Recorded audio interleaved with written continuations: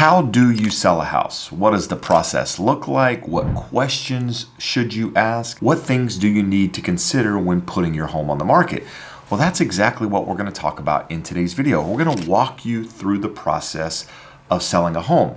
Now, for most people, this is only going to happen a couple of times in their life. And while the process doesn't really change that much, there are definitely things that you need to consider each time when putting your home on the market. One of the very first questions I ask sellers when talking to them about putting their homes on the market is, why are you considering selling?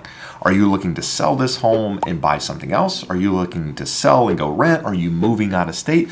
What is it that you're trying to accomplish by selling this property?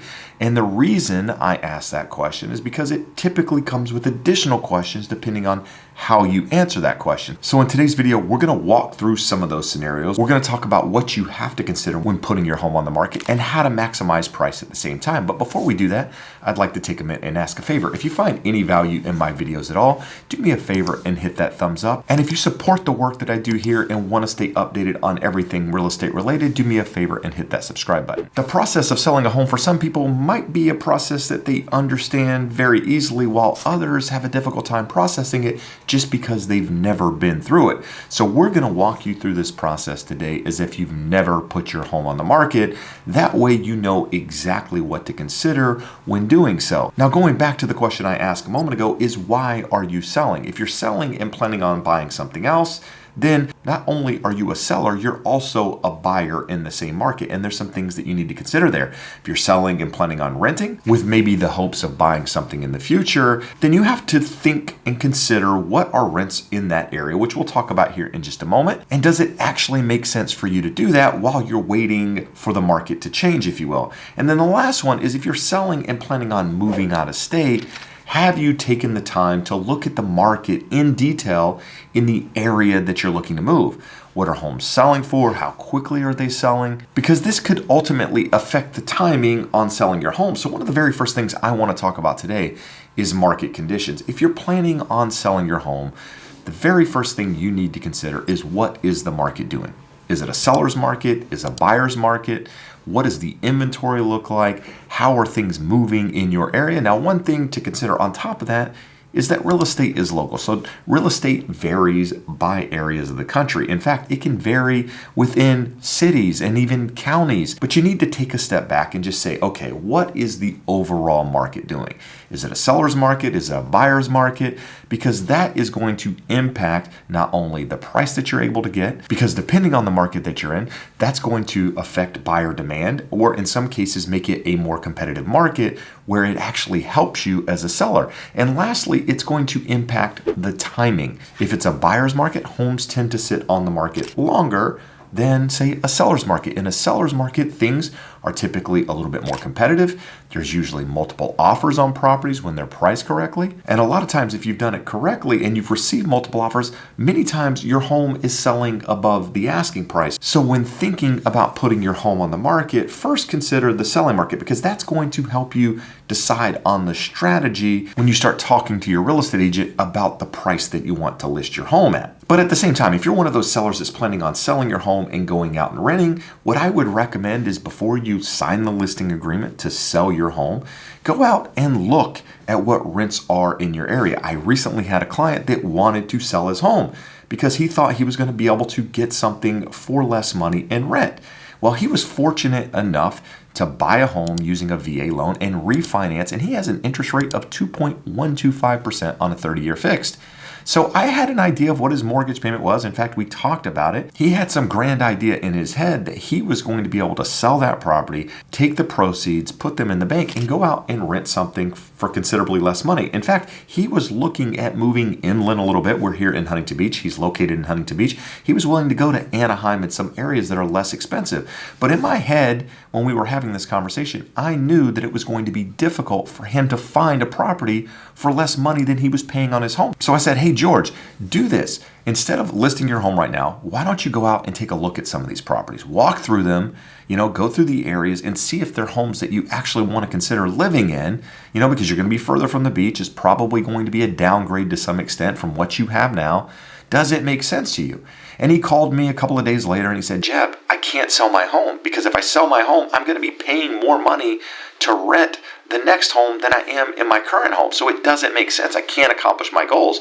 And that's exactly what your real estate agent should be doing when having that conversation. But before you ever talk to a real estate agent, you can start thinking about this, because that's the right plan. Go out and see what you can get and compare it to what you have now and see if that makes sense. And the same thing for moving out of state. If you're planning on selling here and buying something out of state, just make sure you understand that market. Is there inventory on the market? Is what you're looking for actually out there? How competitive is it? Because the last thing you want to do is sell your home here and not have another property to go into and end up having to rent. And in some cases, the rent being more than the mortgage, it's just a lot to take in. So when you're considering selling and you're really starting this process, just take some time and figure out what it is you're trying to do and whether or not it actually makes sense, so that you're not putting yourself in a bad position. And the next thing I want to talk about is something that's not often talked about when selling a home, and that is the idea of capital gains taxes. A lot of people don't understand capital gains.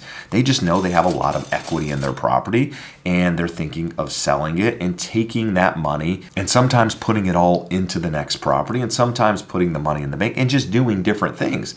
Well, because of how much homes have appreciated over the last couple of years, a lot of people have made more money than the actual capital gains exemption, which means you might end up paying taxes on some of this money when you're above that threshold. So understand, when it comes to capital gains, the very first thing you need to consider is, have you lived in the property 2 of the last 5 years as your primary home? If the answer is yes, then you have some sort of capital gains exemption. Now, if you've only lived in the home 1 of the last 5 years as your primary home, then there's a partial exemption on capital gains, but you don't get the full exemption. Now, I'm not going to go into detail here. If you have a CPA, talk to a CPA or talk to a tax professional about this. But when selling a home as your primary home and you've been there 2 of the last 5 years, you typically qualify for a capital gains exemption as a single individual up to $250,000 of tax-free gains, which means if you bought the home for, say, $500,000 and you're selling it for $750,000, right? It's gone up $250,000 in value. Then in theory, you don't really have any taxes to pay on that. And the number's actually higher for a couple. If you're a married couple, you have up to $500,000 in tax-free gains, which means if you bought your home for $500,000 and you're selling it for $1 million, then in theory, you've only made $500,000 in that property. So any of the gains that you have there should be excluded from having to pay taxes on them.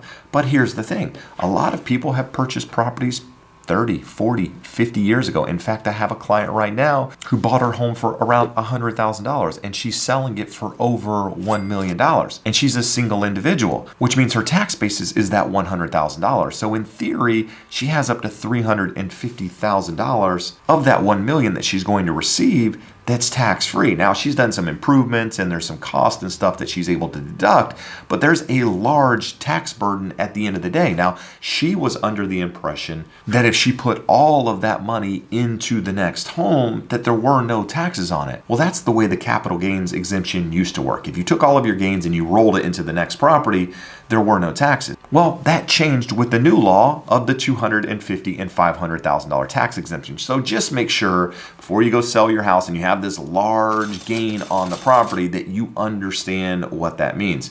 Talk to a CPA. But now we're going to approach this from the idea that you understand the market, you're ready to sell your home, you've done the taxes, you're okay with all of that stuff. What's the process look like from here? Well, the very first thing you want to do is talk to a real estate professional, because a real estate professional should be able to answer your questions about how the process works. Typically, that agent is going to discuss everything from, what your home would sell for to what they're going to do to market it in order to get that price. They're also going to be talking about timing. But in addition to that, they might talk about decluttering your home, staging your home, things that you need to do in order to get your home ready for sale. Now, a lot of sellers want to start planning this stuff before ever talking to a real estate agent. I recommend talking to an agent first. That way you're not wasting time or money doing things to your property that might not be necessary. During the pandemic, when homes were selling rapid fire very, very quickly, sellers would ask me, hey, do I need to do this on my home? And the simple answer was no. Your home is likely going to sell above the asking price with multiple offers, and buyers aren't going to care about those things just because of how competitive it is. But as the market changes, you might have to adjust how you look at those things. You might now need to do those repairs. You might now need to stage that home. A lot of it depends on the market that you're in. What does inventory look like? And that's where your agent can help guide you through the process. They can walk you through what you need to do in order to maximize price, maximize time, and ultimately help you accomplish your goal. Now, if you're watching this going, Jeb, I don't have a real estate agent. Where do I start? How do I get one? Well, the best source is always a referral. Find somebody that you know, like, and trust that's had a good process and go to them and ask them who they use. That's always a really good start. Now, if you don't have one of those people or want a second opinion, which I always recommend as well, I've created a referral link below where you can put in your market and I'll refer you to somebody I know, like, and trust. I've been in the business 20 years. I network all across the country and I know people that do business just like I do, and I'm happy to refer them to you so that you can have a great experience. Now, during that conversation with the agent, you're going to be talking about pricing, what your agent, what your realtor thinks that home is worth. But ultimately, as the owner, you're the one that decides the price. Your price might vary from what that agent says the home is worth. You might think it's worth more. In some cases, maybe you think it's worth less, and the agent is absolutely crazy with the price that they're recommending. Well, ultimately, you get to make the decision. As an owner, it's always best to price it at fair market value. Now, in some markets, you can price it a little bit higher and get that price. And some believe, hey, I'm going to price it below market value. That way it gets a lot of attention, a lot of activity, and ends up driving up the price.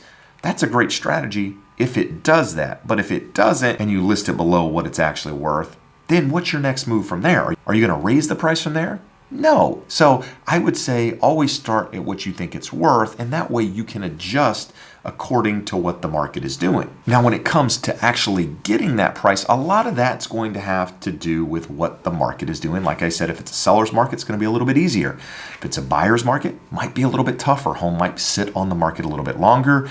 You might have to do, more open houses or whatever it is that your agent recommends in order to get that home sold. But what I believe is hiring the right professional from the start is ultimately worth its weight in gold, because not only are they going to help you with the pricing strategy, what you need to do to your home in order to help maximize that price, they're also going to be talking about marketing. I'm a big believer that exposure drives demand and demand drives price. So the more exposure your home gets, the likelihood that that's going to create more demand. The more demand you have wanting something, the higher the price people are willing to offer for that said product. Now, we're in an environment at the moment that I'm filming this video where inventory is still a problem out there nationwide.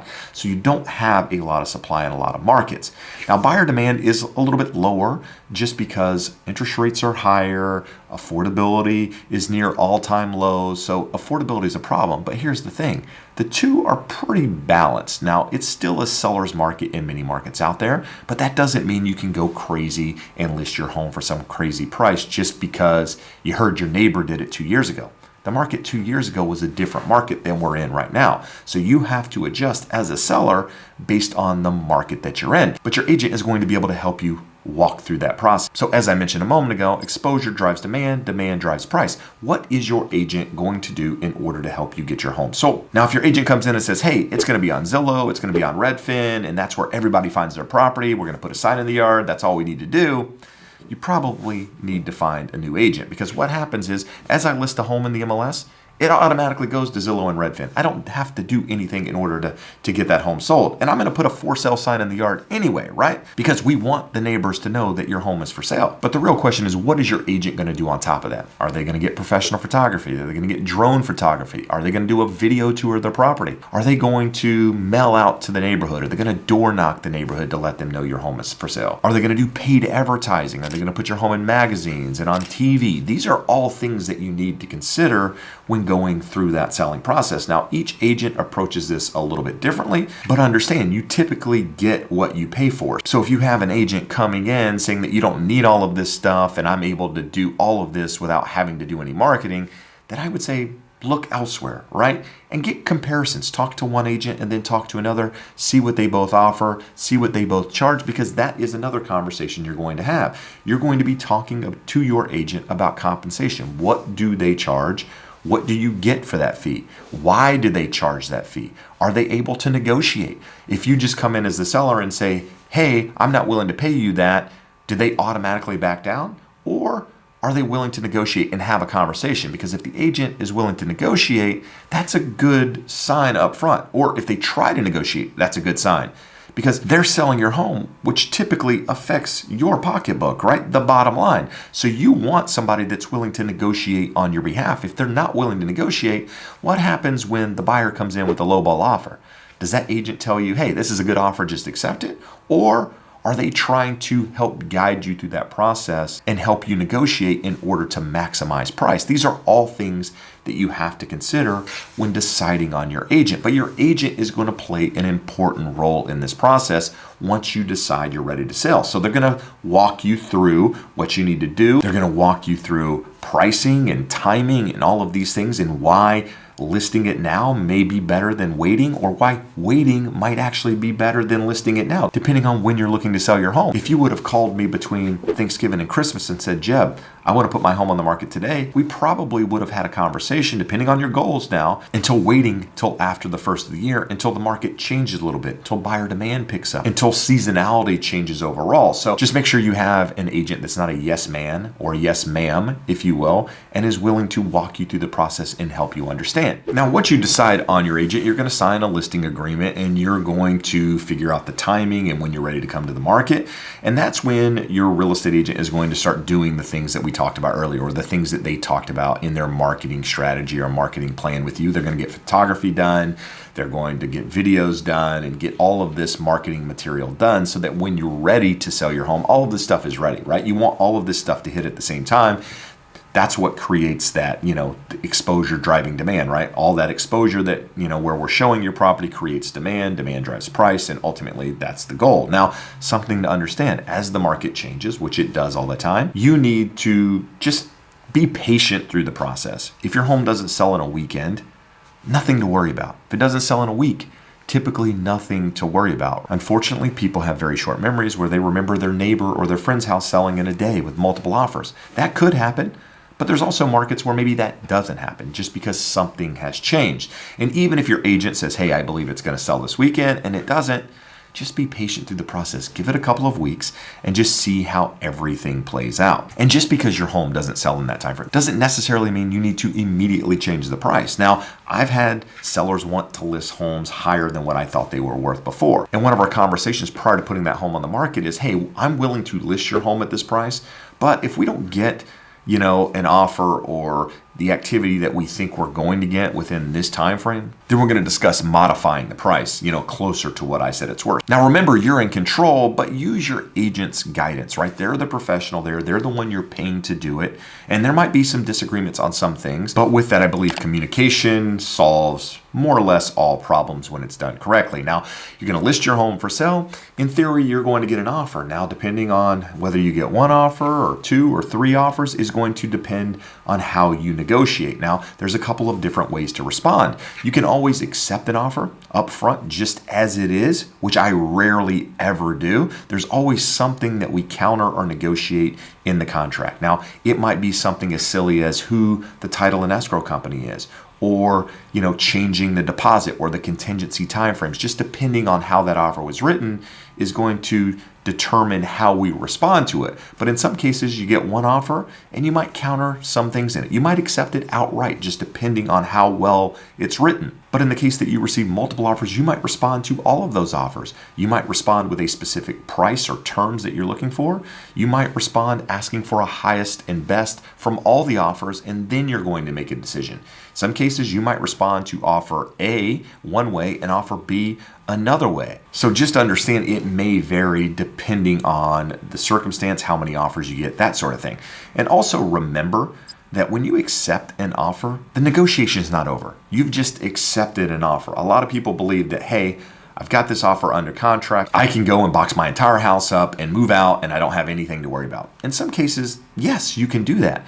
But just because you got a home under contract doesn't mean that the deal is done. In fact, there's additional negotiations that are probably going to come up from the buyer side during this process. Things like repairs, things like if the appraisal doesn't come in value, which is rare, but it does happen. There are things that are renegotiated during the contract that could be sticking points for you as a seller. So just understand that nothing is done in this business until it's done. Now, there is typically a contingency period during the contract that once that buyer releases those contingencies, then their earnest money deposit that they've put into escrow, which is what is done here in California. Sometimes that money is with a title company, but either way, that's when that money becomes non-refundable and the seller essentially gets to keep it if the buyer were to back out of contract. Now, some states work differently. I'm here in the state of California, and typically speaking, once contingencies are released, I would say there's a high probability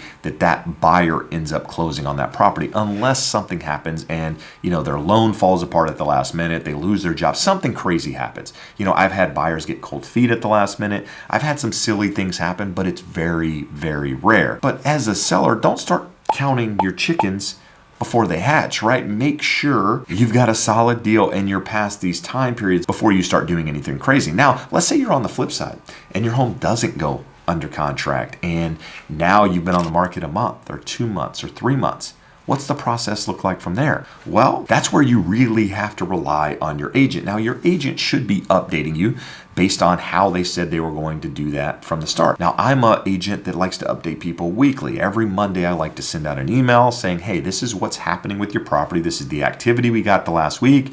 This is what comps look like. I still believe the pricing is correct based on this. Or in some cases, hey, the pricing has changed. This home sold for less. We need to adjust our price. So I'm staying updated every week to keep you abreast of what's happening in the market. And I'm making recommendations. But ultimately, as the seller, you're the one that decides whether or not you want to make that change or stay where you are or what have you.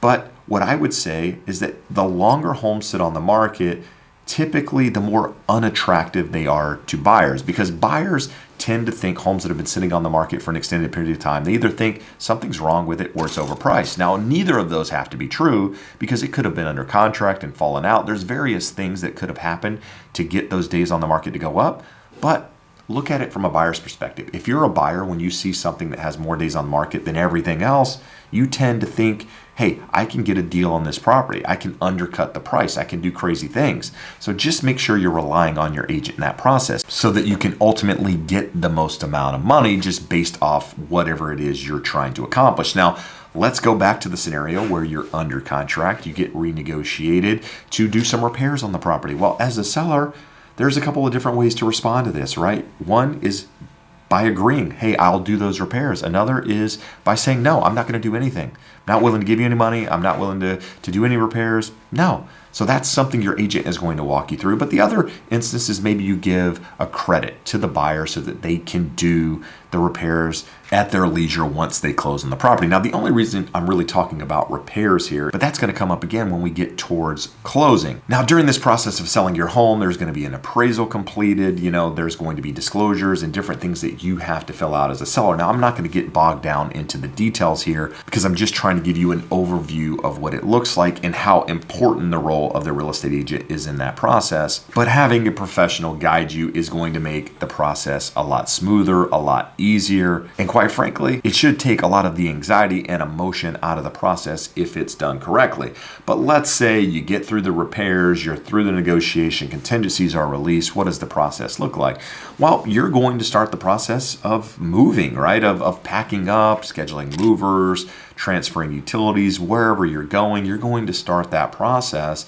And towards the end of that process, the buyer is going to come back through that property for what we call a final walkthrough. Now, that final walkthrough, the property doesn't have to be vacant. It's great if it is from a buyer's perspective, just because they can see it as a clean slate. But you're going to have those repairs completed that you said you would so that the buyer can confirm that they were done and done correctly. And then from there, the process is more or less over from the seller side. Now, there's a chance that you were a buyer during the same time and you were walking through a lot of the things that the buyer was doing on your property. Now, that's a conversation for another day. But I've done videos on talking about the home buying process, which I'll link below. But once you get to this step, you're more or less done. But this is where you're going to give the keys to the buyer, and the process is more or less over at this point. But this is really a broad overview of selling your home. But maybe you're a buyer too, and you're wondering, okay, now I know how to sell my home, but what does the buying process look like? Because I don't really know there. Well, I created a buyer video to walk you through that so you know exactly how that process looks. So if you have interest in buying a home, do me a favor and check out this video here.